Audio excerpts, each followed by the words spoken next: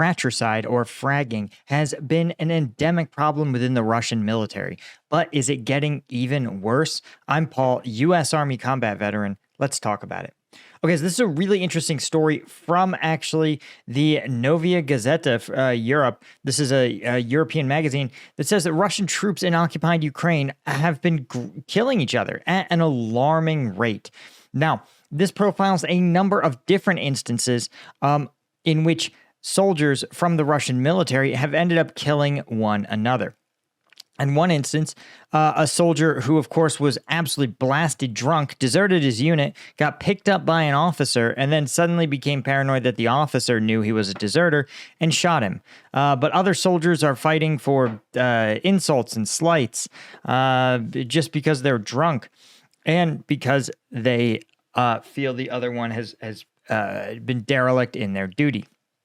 What's interesting is that Russia doesn't really prosecute any of these cases.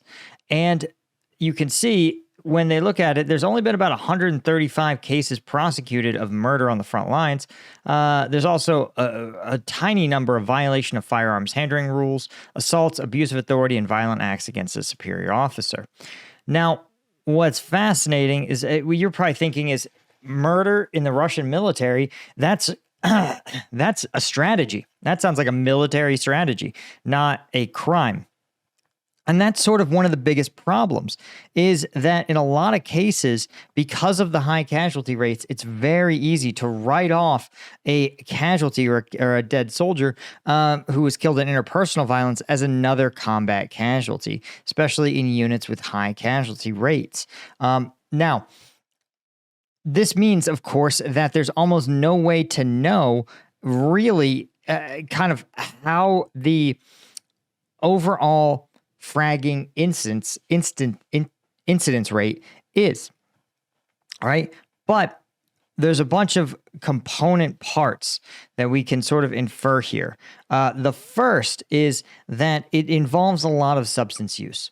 Right. And that makes total sense because we know that Russian soldiers have been, well, recruited from, we're going to say some questionable sources. They've been recruited heavily from prisons. And generally within prisons, you're going to have a lot of people who have substance use disorders, right?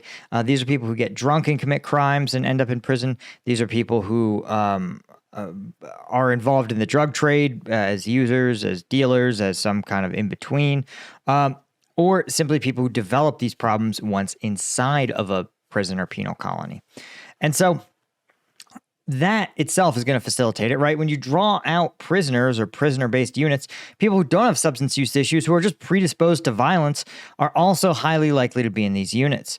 And then, but finally, you get to what I think is actually one of the most grim scenarios of Russian soldiers killing each other. But before we talk about that, I wanted to talk about the fact that if you're interested in seeing some of the combat footage from the front lines and you want to support the channel, you want to check out combatvetnews.com. The link is in the description. This is my version of Patreon. Twice a week, we find the most viral combat footage from across the internet, sometimes as little as 48 hours old, and we do a deep dive analysis on the units, the locations, and most importantly, the tactics. It gives us insight into how the battlefield is changing. And we've seen in real time how the quality of a Russian soldier has diminished. They're now almost sometimes comically inept or panicky. So it makes sense that you're going to see people who sometimes don't even appear to have or know how to operate their firearms. And when you have these kind of people who are undertrained, desperate, angry, and have a history of violence, you're asking for trouble. Anyway, guys, if you want access to these videos and you want to support what I do, because you know there's not a lot of sponsors here clamoring to work with me, and YouTube certainly isn't a fan of war content. So I rely on you guys. Any one of these tiers is going to get you access to those twice-a-week videos. But if you want to participate in the weekly Q&A videos, that's going to be for Lieutenant tiers and above. And if you want the shout-outs at the end of videos, Lieutenant tier and above. And if you want the by-name shout-out every couple of videos, that is for the Colonel tier. So check us out, combatvetnews.com. Okay, here's the thing. For at least a year, Russian soldiers, Russia has been reportedly using barrier troops to prevent their soldiers from retreating, particularly during high casualty operations or operations involving assault units. These are undertrained, under-equipped Russian troops who are forced into near suicidal assaults, right? And you may ask yourself, as we often do, why do these Russian troops go on these incredibly high-risk missions where they have basically no chance of survival, oftentimes in tiny squads that aren't even large enough to really dislodge the Ukrainian troops involved?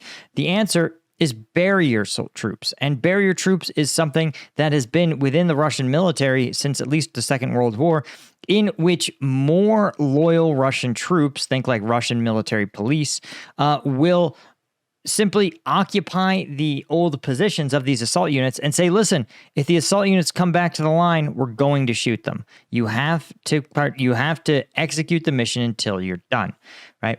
As one interview points out, again from last year, Russian soldier on Telegram channels saying, quote, "We took huge losses, 34 people injured, 22 died, including our commander." Another soldier said his unit started at 161 men at the beginning of operations and then said, quote, "They placed barrier troops behind us and weren't letting us leave our position. They're threatening to destroy us one by one and as a unit. They want to execute us as witnesses of a completely negligent criminal leadership." Barrier troops are anti-retreat forces, right? Some of them to say, quote, "Our commanders are a criminal organization. There's no other way to put it." This sounds like, and this I think is one of the most dangerous situations in which Russian soldiers are executing each other, not as part of sort of drunken conflict, but as part of a deliberate Putinist plan to ensure that these poorly trained, desperate troops who are facing almost certain death. Remember, facing certain death, it may appear to be a better option to try to fight your way out of the Russian military than to fight your way through the Ukrainian military.